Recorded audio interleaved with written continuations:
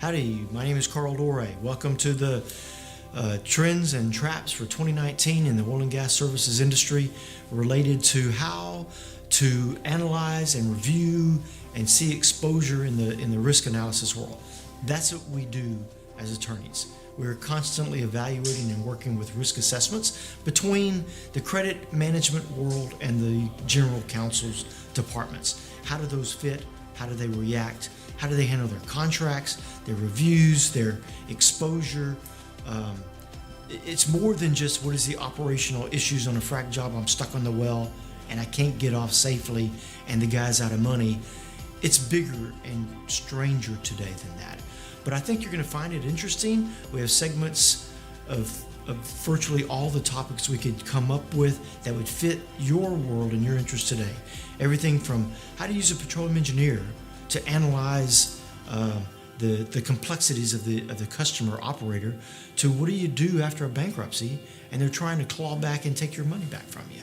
I hope you enjoy it. Get ready. Thanks.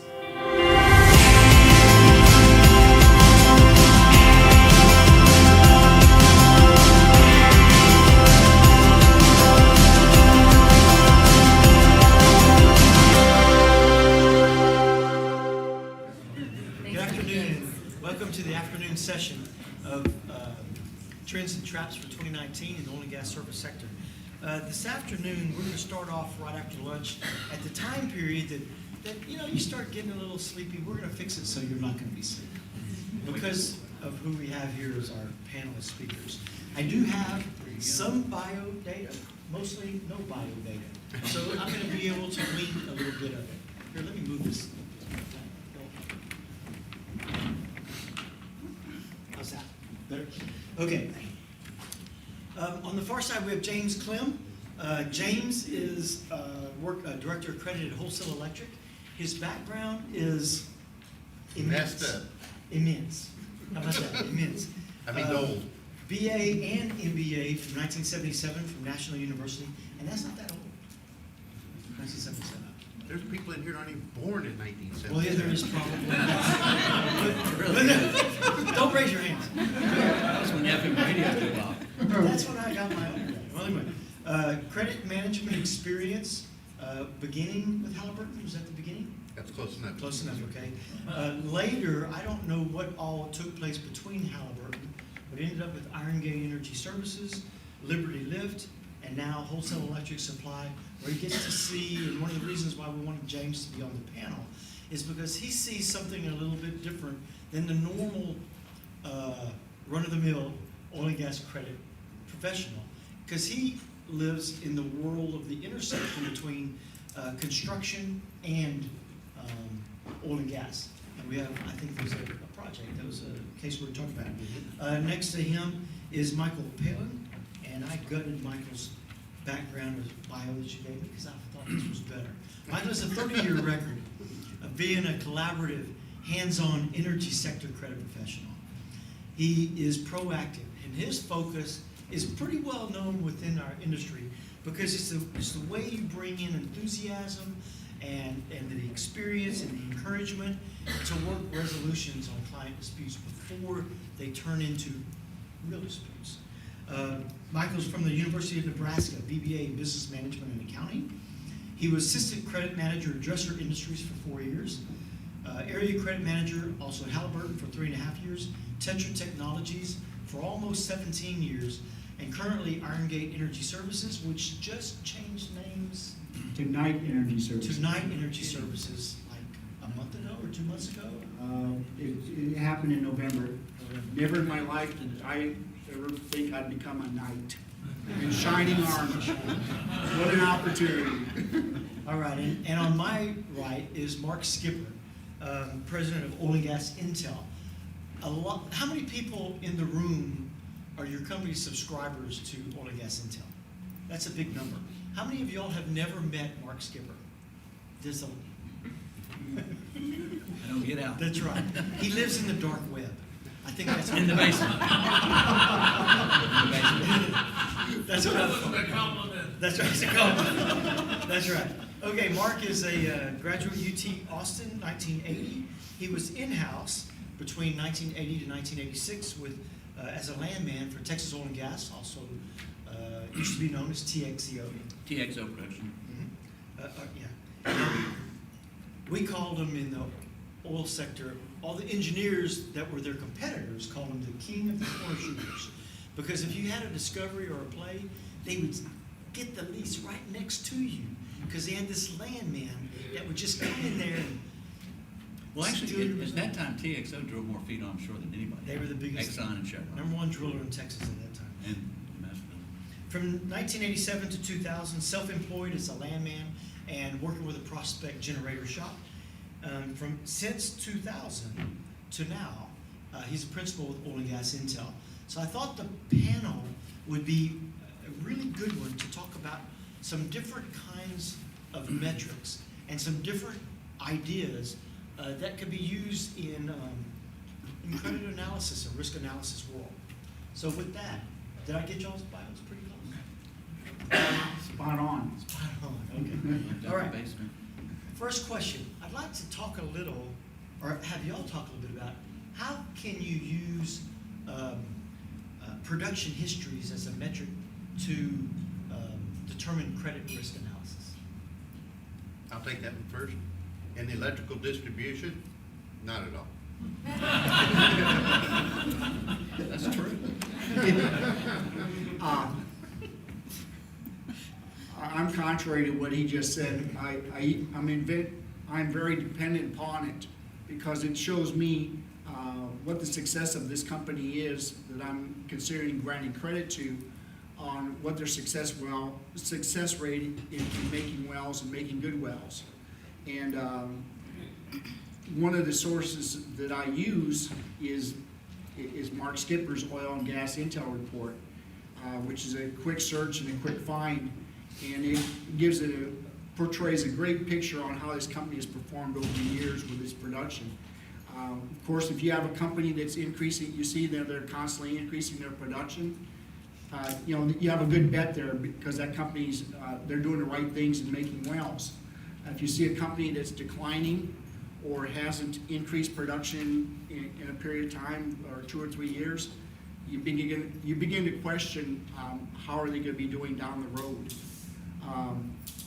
So it's very relevant to me in the ability of the company to pay its obligations as their production sales. Michael's right. That's what we really focused in on. I did years ago when I got in this, because one thing, production tells you a lot about a company if it's reporting $50 million a year or $500,000 or $500,000. Because we do monthly production spreadsheets on companies that report 500,000 or more in production in a 12-month period. And that number has dropped by about 40% in the last 10 years. With almost every bankruptcy you see, except where the price of oil drops, you either see the price of oil drop or the production drop. I don't know if anybody who remembers Panaco or Texas Meridian 15 years ago. Their production was 200 million, 100 million, 40 million and out of business. But it's really good because more than 95% of all companies are privately owned. So you're not going to go to the SEC.gov and find anything on it. So it's kind of a crude way to evaluate it. And then one of the things I do is I look at the, I have an access to a nationwide database. I find out what are these people reporting every 12 months on a per well basis. And the lower it gets, the worse it is. And the higher it gets, the better it is. And to some degree, these big horizontal wells, they kind of skew things because they report so much production. And the company may have 5 good wells and then 50 bad wells. So, but you can still use it to evaluate. And then the other thing is that the more you know about their production, the more likelihood you have of knowing what kind of assets they have. Because if you're going to collect a debt before you ever go to work for them, you can consider whether their production is something you can. If they got $50 million in production, you probably have some assets you can target for collection for garnishment. You can foreclose on their wells, but at least there's an asset. It's like I've vetted for 15 years startup oil companies, and we came up with 2,000, and almost all of them are good companies. Some of them went bankrupt, like Lynn Energy and Vanguard. But anyway, you can evaluate companies, and one of the best ways to do it is how much production they have. And then one of the ways a startup oil company gets into when they get into upstream operating, they're going to drill a well or they're going to buy production. When they buy production, you always see a mortgage. You can evaluate that. So there's just a lot of avenues. It's a real discipline that you can look at that nobody does but me. I mean, a petroleum engineer could do it very easily, but production pays, I mean, that's the lifeblood of oil companies. When you see a quarterly announcement by Exxon, one of the first topics they're gonna discuss is how much of the reserves they produced did they replace. I mean, that's critical to every public company, because if your production isn't growing in your reserves, you're going out of business. So production is critical, and there's really very few sources for it. I mean, just subscribing to what I do costs over $10,000 a year just to get the production data. So it's not something credit cards come to. And then I evaluate companies like based on that. So production is really important. Okay, in that same, you just mentioned, what about a company that buys production? Because you'll see sometimes that a company's rocking along with fairly stable production volumes on a monthly basis, and all of a sudden there's a change. How do you, how do you evaluate it? How do you guys use it? Well, every time you're evaluating production, people are going to acquire and sell properties. And you can usually see that in a monthly production spreadsheet. And I'm probably the only person in the country that has a historical record or database of sources where I can determine who's transferred wells nationwide, basically. And to find startup oil companies, I look at my data sets every week or two to see who's acquiring wells. Okay, so you can see that. And then in a production decline, you'll just see somebody go from a $2 million a month company down to a $500,000. And that's almost always. And then I go back and I look and see, okay, they transferred these wells to this company. And that explains a precipitous decline in production. So that's how I use it. Do you guys watch that to see when there's a change, an increase or a decrease, that it's a dramatic month over month, all of a sudden here's a change?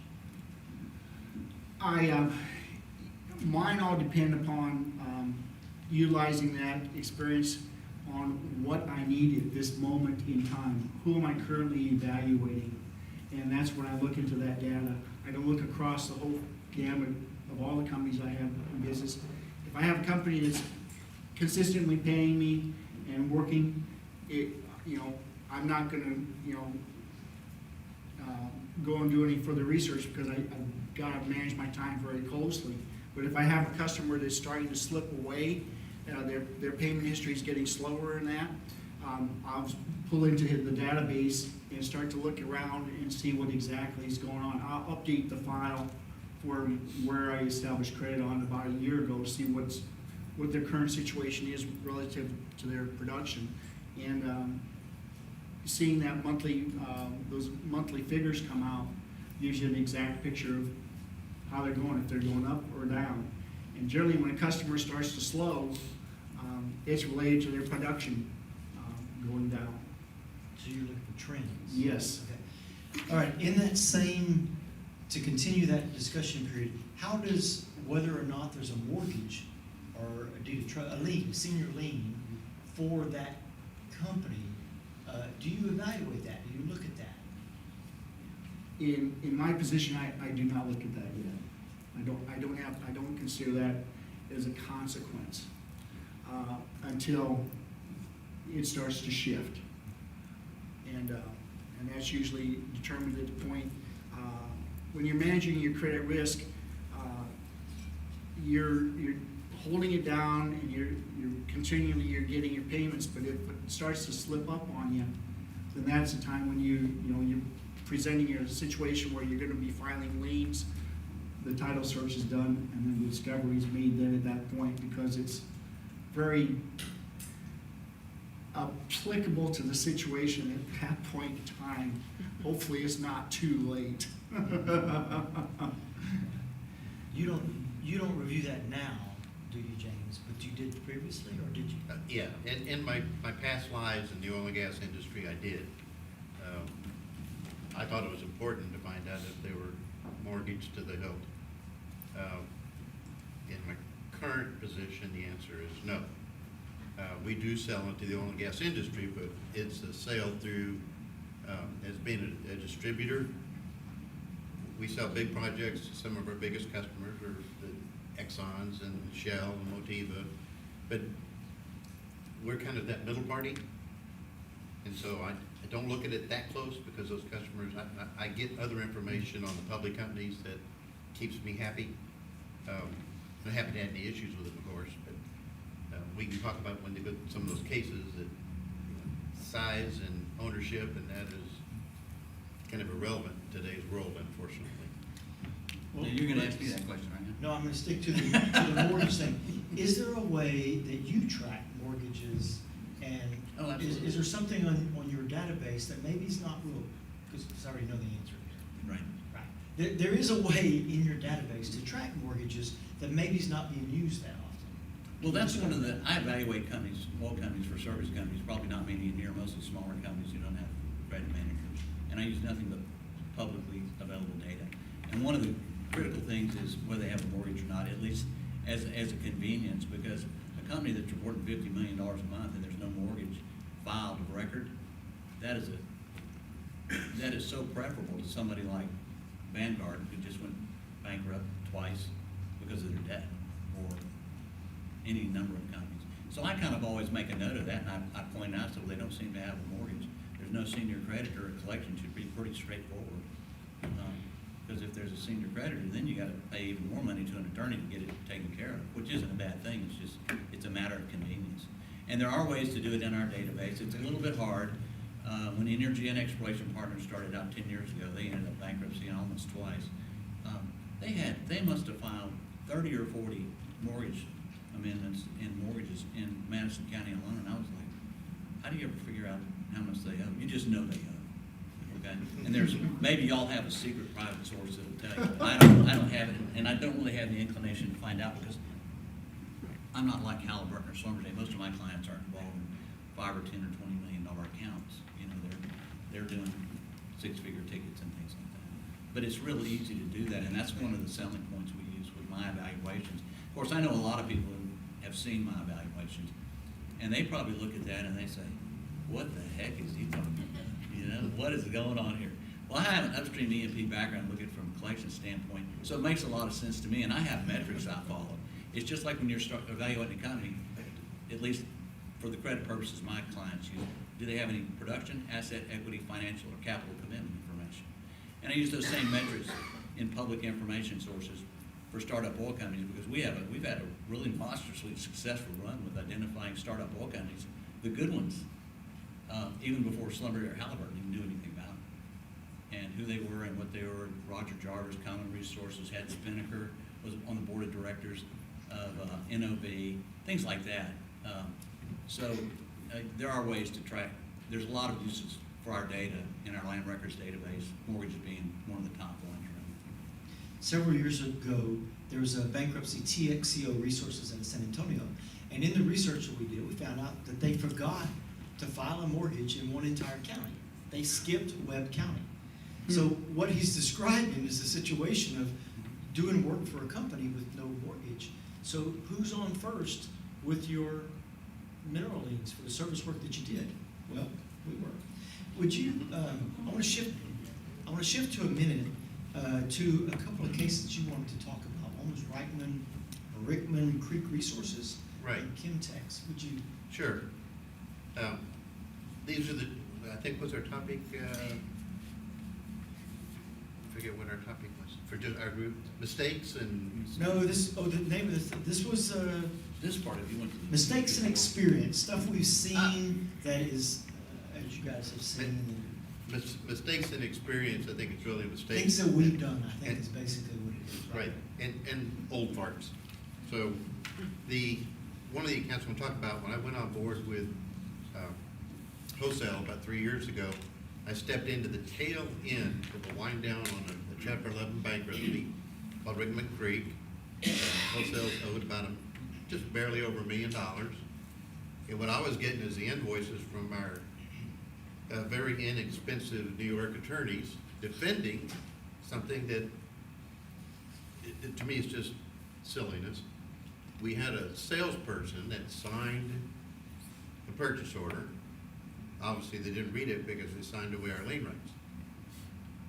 We filed the lien anyway, and then, of course, the debtor bought it, and based on the contract, the purchase order. So we spent a little over $250,000 in legal fees to lose the case.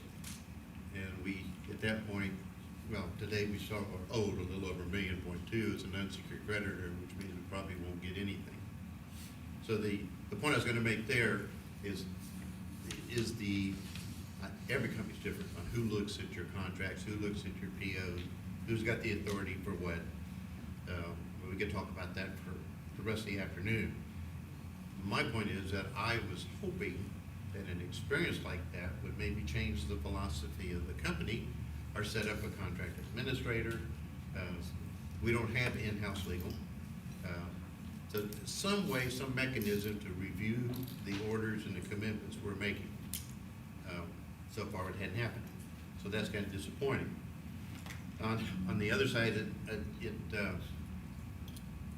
if you did have that structure, you could better protect yourself, especially on purchase orders. I mean, how silly can you get? You don't just sign them, and you at least have a branch manager sign them. But that's one of the points. The other case happened after I went on board there. Is a company called Kimtex. I hate to badmouth my own company, but we deserve it. We had a company called Kimtex. We're broken up into divisions. We're centralized and decentralized at the same time. We don't know who's on first. We have a homegrown ERP system. I mean, it's very difficult to. Is anybody from wholesale here? Okay. Besides, Yeah. this is being recorded, by the way, James. Yeah, I thought about that. And if anybody needs my business card afterwards in case I'm unemployed, please. The Kimtex bankruptcy, we were owed about $7.5 million before they filed, luckily, and I met with the president. We worked out an agreement, a payment agreement, where they would pay basically any new material and stuff they were buying from us, they would pay that in cash, and we would take that cash and apply it to the oldest invoices. And also then make another payment, like an installment note. This went on for about 4 or 5 months. We reduced the 7 something down to 4.2 million. Then they filed bankruptcy. At that point, of course, I started looking for a new job. It didn't happen either. We got to immediately involved with a prestigious law firm here in the city of Houston, Carl. And we were definitely glad that we did that, because we worked through this thing. They kept me updated, so I didn't have to read the volumes of stuff that was coming through this bankruptcy. Make a long story short, because we filed our lien, it was not in the full amount of our debt.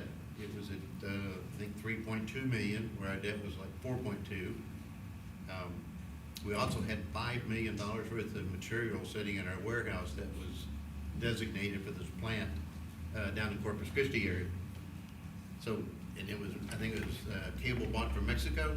I don't think anybody, not many customers, let's put it that way, are looking for that. They're looking for American-made cable. So we had that issue, and we had to think about, how do we get rid of the cable? How do we get our money back? The lane's not enough. Make a long story short, due to the expertise of Carl, we got to the point where we got back full 4.2 million. We didn't get attorney's fees because our attorney didn't fight for him, but it was, I mean, fine. I mean, shut up. No. Oh, okay. So in that case, again, sometimes it takes expert out of office people to help you get through maneuvering through a bankruptcy. And of course, we really appreciate it when we got every penny back. And we have, to make a little bit more icing on the cake, the 5 million cable we have, the new owners of this plant that bought it out of bankruptcy want that cable, of course, because it matches up with everything else we installed there. So it ends up, we're gonna sell another $5 million worth of material to a new company that hopefully can pay for it. Well, thanks for the good words, but that really wasn't it. No. What was the bottom line? It was a credit manager willing to buck the operations and marketing to say, we have to file a lien because I'm not gonna not file this lien. So Yeah, I got that was the trouble. bottom line. That was the bottom line. So, but I would like to shift to a different issue. One, I'd like to find out, do you have any processes that you have that you use to prevent unauthorized sales from taking place? Yeah, go ahead and make the sale. Now, I think everybody here again has gone through the effort. You've got a customer that you know is high risk. You've warned everybody in the world. You know, we should be blocking the account, we should get a cash transaction out of this versus, or credit card payment versus putting it on the account, and, oh, we don't want to offend our customer. So it's, you know, basically, when the next thing you see, you've got charges on the books, you know what's happening. Again, I think this is true with every company I've been with. It comes from the top. If you're head of your company, whether it's public or private, and they're reporting in people like operations manager, VP of sales, if they support credit, you're gonna get your job done. When they promote sales, you're just gonna have to deal with it. I mean, there's no other way, because they're gonna make those sales. They're gonna find ways, they're gonna go around the system, and you just have to do the best you can do. And everybody here knows that. I mean, it's just fighting sales is fighting sales. Well, one thing about the credit department is, sales looks at the credit department as a prevention sale department. That you'll prevent any further commerce coming into the company. I angle it from a different approach with our sales teams that I've worked over the years, and developing, participating in the sales meetings on a weekly basis with sales personnel, attending events with the sales individuals, so they get to further know me. But one of my main principles in a situation where I'm at or where I've been is the first thing I tell our salespeople is the first call I'm going to handle will be yours, and you'll have an answer in about 20 minutes on how we'll have to proceed forward with this customer. If I may be able to make a preliminary credit approval on it, it takes me about maybe 20 minutes to gather up the databases to do the research. But letting them know that, they can rest assured I'm not going to create a bureaucratic disaster or prevent their sale.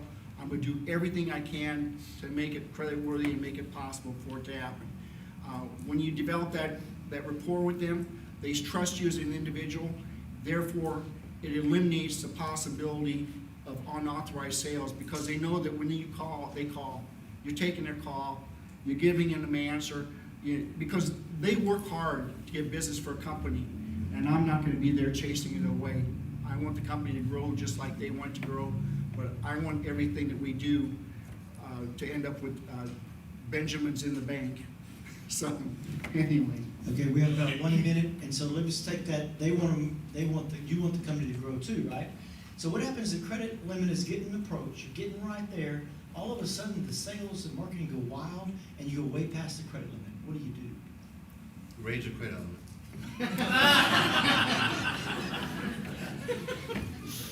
That's what I do. That's your procedure? Okay. Any other ideas?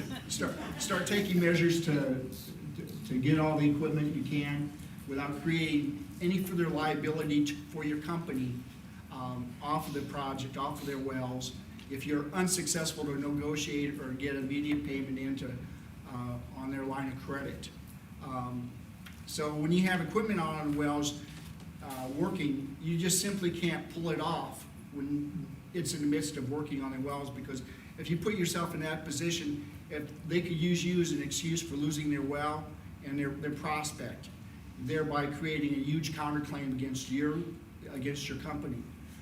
So you have to put them on guard and make sure that you can pull the equipment off at the appropriate time, thereby creating no further liability issue for your company. So you have to coordinate that activity with your operations and your marketing team very closely. All right.